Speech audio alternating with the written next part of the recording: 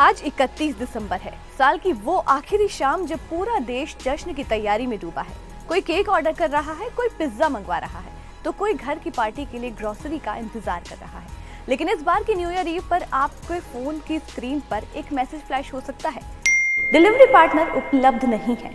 जी हाँ, जब आप 2026 के स्वागत की तैयारी कर रहे हैं, ठीक उसी वक्त देश की सड़कों पर एक बड़ा सन्नाटा पसरने वाला है। स्विगी, ब्लिंकिट, ज़ेप्टो, फ्लिपकार्ट और अमेज़न जैसे बड़े प्लेटफॉर्म्स के लाखों गिग वर्कर्स ने आज देशव्यापी हड़ताल का ऐलान कर दिया है। ये सिर्फ एक हड़ताल नहीं है, बल्कि उस चमक धमक वाली क्विक कॉमर्स इंडस्ट्री के खिलाफ एक बड़ा विद्रोह है, जिसने हमारी जिंदगी को 10 मिनट की डिलीवरी का आदी तो बना दिया, लेकिन उन 10 मिनटों के पीछे की कड़वी सच्चाई को अंधेरे में रखा। सवाल यह है कि साल के सबसे व्यस्त दिन ही इन वर्कर्स ने हड़ताल क्यों चुनी?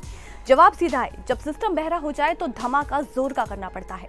ये वो लोग हैं जो बारिश, धूप और कड़ाके की ठंड में आपके दरवाजे तक सामान पहुंचाते हैं, लेकिन आज इनकी अपनी आजीविका खतरे में है। सबसे बड़ा मुद्दा है 10 से 20 मिनट की डिलीवरी का जानलेवा मॉडल। कंपनियों के बीच मची इस रेस ने डिलीवरी एजेंट्स की जिंदगी को डेथ ट्रैप बना दिया है। सड़क पर तेज रफ्तार ट्रैफिक के बीच जान जोखिम में डालना और जरा सी देरी पर एल्गोरिदम का डंडा। गिग वर्कर्स का कहना है कि ये 10 मिनट की सनक इंसानी जान से बढ़कर हो गई है। अगर डिलीवरी में 1 मिनट की भी देरी हुई तो पैसा कट जाता है या फिर उनकी आईडी ब्लॉक कर दी जाती है। क्या एक पिज्जा या ग्रोसरी के पैकेट की कीमत किसी की जान से ज्यादा है? आज ये वर्कर्स पूछ रहे हैं कि उन्हें पार्टनर तो कहा जाता है, लेकिन क्या वाकई में उन्हें इंसान समझा जाता है? इस बार की हड़ताल का नेतृत्व gig and platform services workers union कर रही है, जो भारत की पहली ऐसी यूनियन है जिसका नेतृत्व महिलाएं कर रही हैं। उन्होंने श्रम मंत्री मनसुख मांडविया को एक लंबा पत्र लिखा है। उनकी मांगे सिर्फ पैसे तक सीमित नहीं है, बल्कि सम्मान और सुरक्षा की हैं। उनकी पहली मांग है कि इस अमानवीय 10 से 20 मिनट के मॉडल को तुरंत खत्म किया जाए। दूसरी और सबसे अहम मांग कमाई की गारंटी। वर्कर्स चाहते हैं कि उन्हें कम से कम 20 रुपए प्रति किलोमीटर का भुगतान मिले और महीने की न्यूनतम कमाई 24,000 रुपए सुनिश्चित की जाए।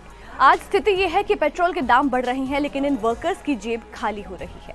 इसके अलावा ये वर्कर्स एल्गोरिदम की तानाशाही के खिलाफ हैं। बिना किसी सूचना के आईडी ब्लॉक कर देना और रेटिंग के आधार पर सजा देना बंद होना चाहिए। महिला वर्कर्स के लिए मैटरनिटी लीव और सुरक्षा के पुख्ता इंतजामों की मांग भी इस लिस्ट में टॉप पर है। सबसे बड़ी बात, ये लोग अब खुद को पार्टनर के खोखले टैग से बाहर निकालकर वर्कर की कानूनी मान्यता चाहते हैं, ताकि उन्हें श्रम कानूनों के तहत वो अधिकार मिल सके जो किसी भी कर्मचारी का हक होते हैं। दूसरी तरफ कंपनियों के लिए ये हड़ताल किसी बुरे सपने से कम नहीं है। न्यू ईयर वो दिन होता है जब इन प्लेटफॉर्म्स का बिजनेस 4 से 5 गुना बढ़ जाता है। अगर लाखों वर्कर्स सड़कों से गायब रहें तो करोड़ों का नुकसान तय है।